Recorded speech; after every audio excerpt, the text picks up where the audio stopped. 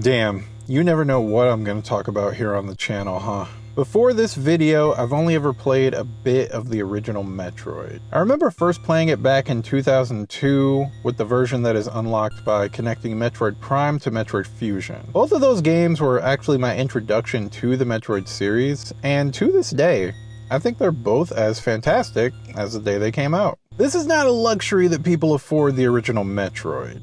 A lot of people will tell you that this game simply has not aged well. Not aged well is an interesting concept in regards to video games especially. To give a few examples, let's look at something like Sonic 1 versus Sonic 2. Many people would tell you that the fact that Sonic 1 does not feature the iconic spin dash means that the game is going to be slower and more cumbersome when compared to the sequel. I feel logic like this is inherently flawed though, because Sonic 1 is a game that was never designed with the spin dash in mind. To me, it doesn't make any sense to judge the game based on a move that did not exist at the time of its original development. Sonic 1 released to critical acclaim and commercial success, so the people of the time thought it was a fantastic game. I think it's even better now than I thought it was when I was a kid, and I loved it when I was a kid. This is because I understand it on a much deeper level than I ever could as a child. The Legend of Zelda: Ocarina of Time is a game that, although very much beloved, does have a fair share of people that will tell you that the game just has not aged well. Some will say that the game's combat is too slow-paced. Some will say that the dungeon design just does not hold up, citing the Water Temple as the most egregious example. Some will tell you that the puzzles aren't even good in hindsight, and some will even go so far as to ding the game for performance issues. I mean, hell, many gamers these days know about things like frame rate and different resolutions, but we gotta remember that back in the day, gamers didn't care about any of that. What the gamers cared about in regards to video game hardware back then was, how many bits does it have? Gotta go. Hey, guy, you're the first serious gamer I've seen all morning. Check this out. Brand new 16-bit Super Nintendo with Super Mario World. Wow! I remember playing both of these games when they were new and enjoying them immensely. I can still boot up either of these games and get the same or more enjoyment that I got out of them when I was a kid. I play Sonic 1 regularly and even made a big video breaking it down because I feel it was really deserved. I also played Ocarina earlier this year and found that the game is so much more well designed than I could ever understand as a kid, especially considering the fact that now I know a lot more about game design from the player's perspective, from having played so many games over so many years. I'm old! So many games hold up incredibly well as time goes on. And so many games can be appreciated from so many more angles as time goes on. Maybe this is a hot take. It could be. But if I think something is good, ever, then regardless of how much time has passed, I think that thing will still be good. It gets a little muddy because we can't really say that anything is objectively good in regards to the arts, video games being art, but I think you get what I mean. Sonic came out in 1991 and lit everyone's world on fire. A lot of people thought it was great, it sold great, and it reviewed great. IGN saying the game was never good all these years later just doesn't work. Thing being old does not automatically just equal thing being bad. I don't think the passage of time makes it so that the game is now bad or not worth playing or not well designed. Not saying that it can't play out that way, just saying that I don't think it does as much as other people do. For this video, I actually played and completed Metroid for the NES a bunch of times. I was just playing the game for fun. I didn't plan to make a video or anything. I picked it up on eBay simply because I enjoy the other games, I've never finished it before, and I wanted a few more NES games for my personal collection. The last thing I expected was to play the game as much as I have, or to start speedrunning it. I didn't expect I'd end up trying to complete it with less and less, or that I would simply enjoy existing in its simple world so much. That I would like the music and the atmosphere so much.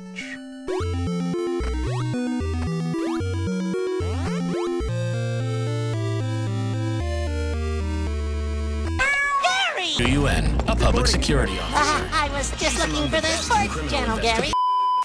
Turns out, if you can go into the game with an open mind, even in the year 2024, the good game that Metroid was back in 1985 will still be the good game that you're playing now. I'm going to break down not only why I think Metroid has aged incredibly well, I'm going to go as far as to call it underrated when put up against the rest of its series.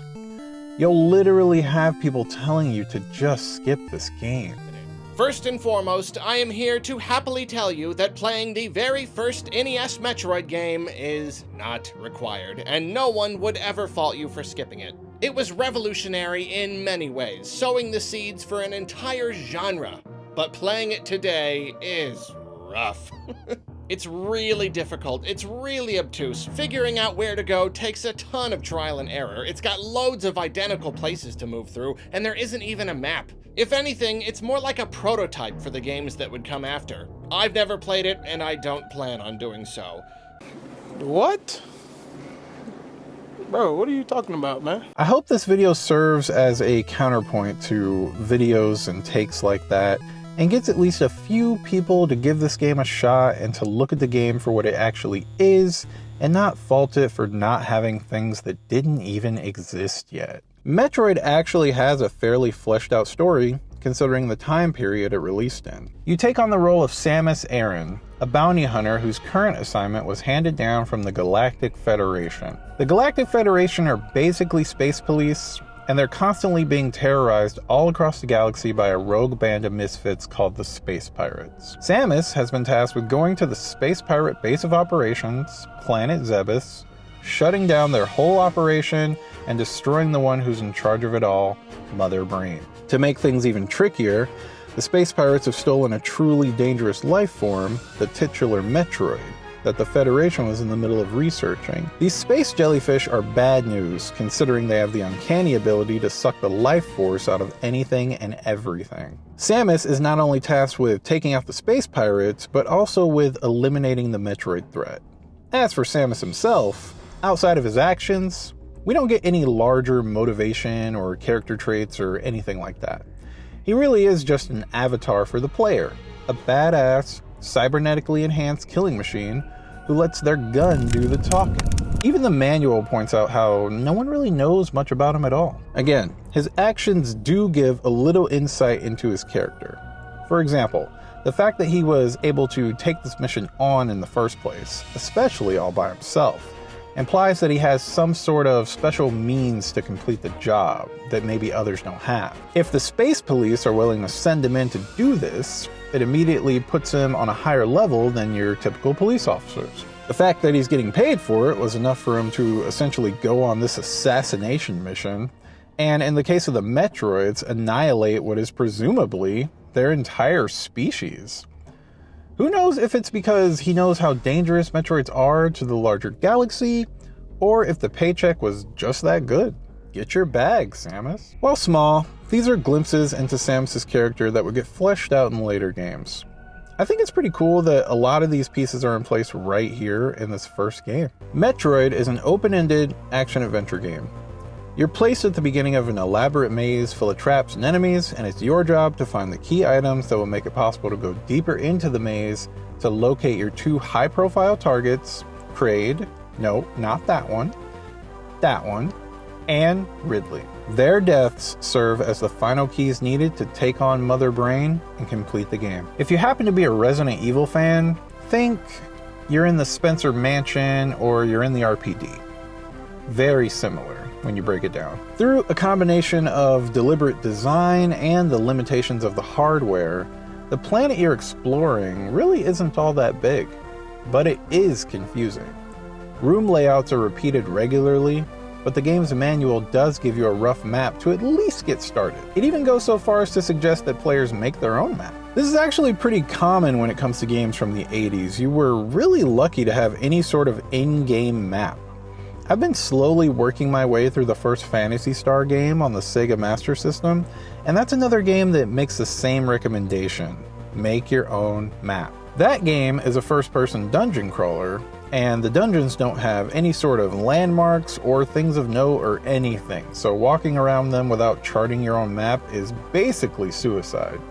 Even the original Zelda, which did come with an overworld map and had in-game maps for dungeons, had instances where it would be wise to track certain things yourself. Certain overworld secrets or the path through the Lost Woods comes to mind as examples. The biggest advice I can give someone who's trying to go back and get into a retro game like Zelda or Metroid is to hop on Google, search for that game's original release manual, and actually read it. People generally are great about archiving these things, and if you actually heed the advice or tips in the manual, you're gonna have an easier time, I promise you. If you want to take it one step further, Nintendo Power and other old game magazines are really a huge part of how players of the day got through these games. And you can also find a lot of these guides and maps and things online as well. When trying to clear an old game like this, it really is helpful to sort of put yourself in the shoes of a kid of the time period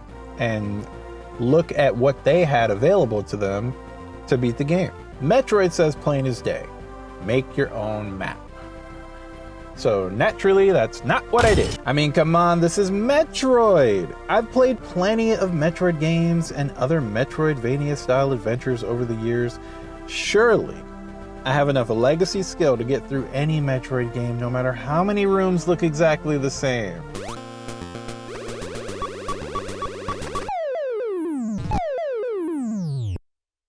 Where the hell am I? After, rightfully, getting my ass handed to me and lost as all hell, this is the map I ended up making for Metroid. It charts my personal path through the game and calls out things that I feel matter the most. Sure, I could have just went online and found a map, but I actually took the time to make my own, like the manual suggested. I wouldn't fault you for not wanting to do this, but I will say it really helped me with actually retaining info about the locations I was moving through and how they're all connected. It let me call out what I thought was worth exploring or picking up. Metroid isn't afraid to have dead-end loops like Kraid's Attic, the bane of my existence, or items that aren't so useful to skilled players, like the Wave Beam. Hell, I have beaten this game like 7 or 8 times now, and I've never found the Wave Beam. I have no idea where it is. I know I want the Ice Beam for the Metroids in the final area though, so personally, I'm not even worried about it. The maximum amount of energy tanks you can have in this game is just 6, and I've got 6 on my map that I managed to find. I've heard about this one in Ridley's lair that is a trap, but I've never found it myself, and I didn't feel the need to with my route. I mean, why bother? I've already found 6. Playing with a map you charted yourself is just very rewarding, and I'd highly recommend it for anyone who is leery to the idea or just Googled someone else's map to finish the game. It was with my trusty map in hand that I was able to finally complete this game and find a good chunk of the secrets. I found every major upgrade except for the Wave Beam, including the extra Ice Beam, which is a really odd inclusion when it seemed like I needed to have the initial Ice Beam in order to even get to the place where the second Ice Beam is hidden. Tell me if I'm missing something with that. That's weird, right? Depending on the speed you complete the game, you get a few different endings. I got the one where Samus takes off his helmet and you get to actually see his Carrot Top do in all its 8-bit glory. Right after that, the game actually puts you back at the start with all your upgrades intact except for energy tanks and missiles. A goddamn new game plus. I shouldn't be too surprised. Developed all around the same time, Zelda had its second quest and Super Mario Bros. Had its hard mode.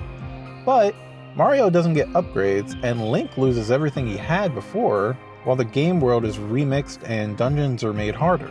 This is a genuine new game plus, and I never really hear anyone talk about it. I immediately set out to beat the game again in that same sitting, and thanks to my map, I knew the critical path. Once I got my first missile pack, I could beeline it straight to Kraid and Ridley and, honestly, hopefully have better fights against them than my first attempts. I don't think these two bosses are bad per se, it's just really easy for them to turn into wars of attrition for new players. For Ridley, the Ice Beam makes it so that he will never hit you. Just freeze his projectiles, or better yet, get under them right at the start, and he is totally free. The only thing he has going for him is he's kind of intimidating when you first see him. I mean, hell, you don't even need missiles to hurt him. He gets hurt with just the normal ice beam. With Kraid, you have a few options. Sure, you can just charge at him and tank everything if you have enough health, but the ice beam actually helps a lot here too. If you freeze his projectiles, he can't create new ones. So freeze him and light him up with missiles when given the chance.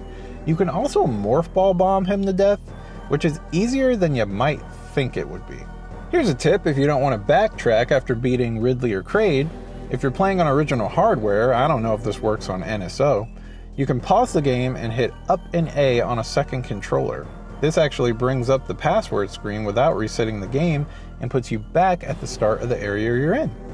Do this twice from anywhere in the map, and you're pretty much back at the start of the game. It's really useful. Very convenient ghetto fast travel. After that, I was right back in Turian, the final area, for the second time. Now, a lot of players can't stand this place. Personally, I love it.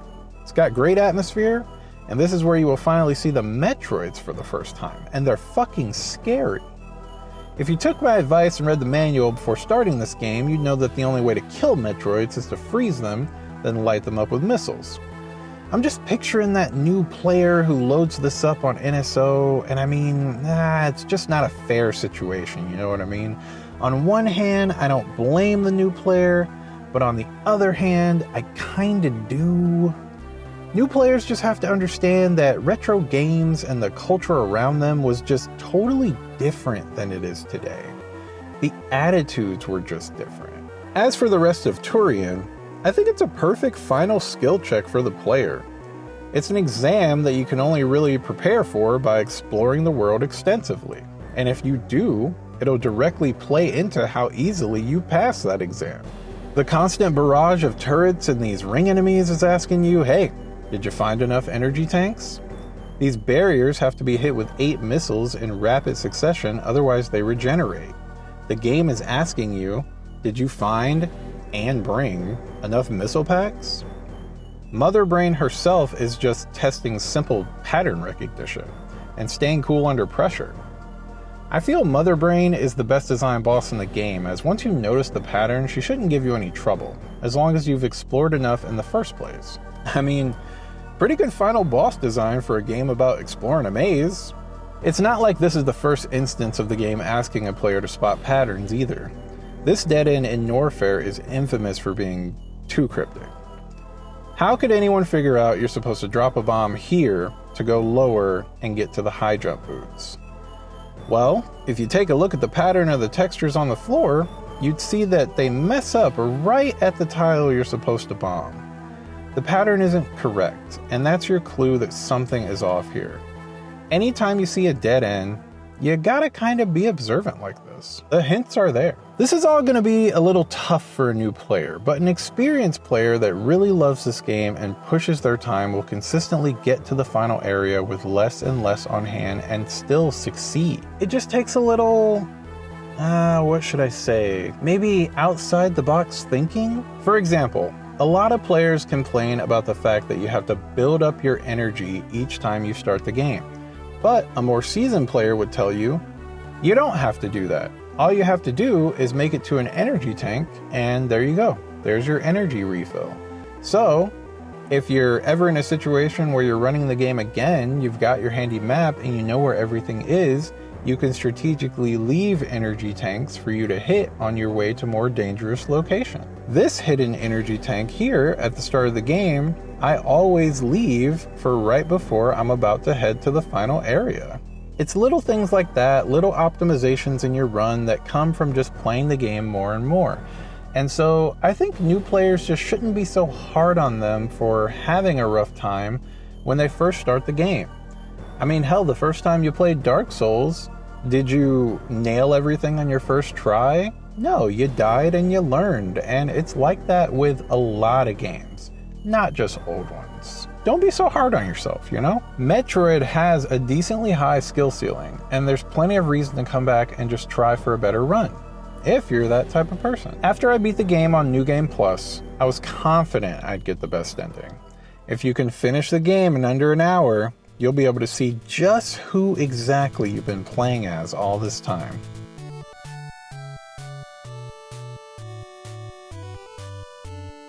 This is the hottest thing I've ever seen. In all seriousness, this is awesome, and a big deal for the time.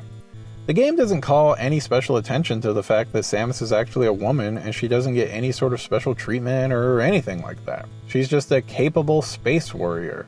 And hell, you've seen that for yourself at this point. I know some of y'all were screaming at me for referring to Samus as a dude at the start of the video, but I was just trying to be cute. I mean, y'all saw the mobile games video.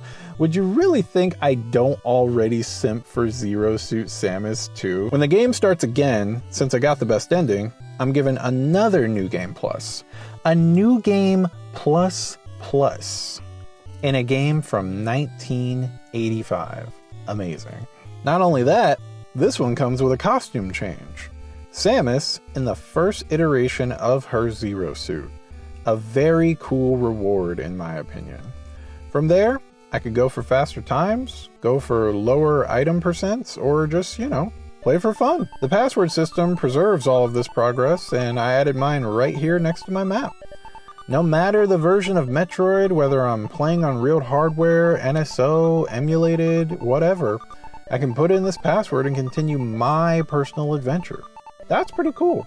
So, that was my experience with Metroid in 2024 as someone who didn't play it as a kid and who has never beaten it before. Has it aged well?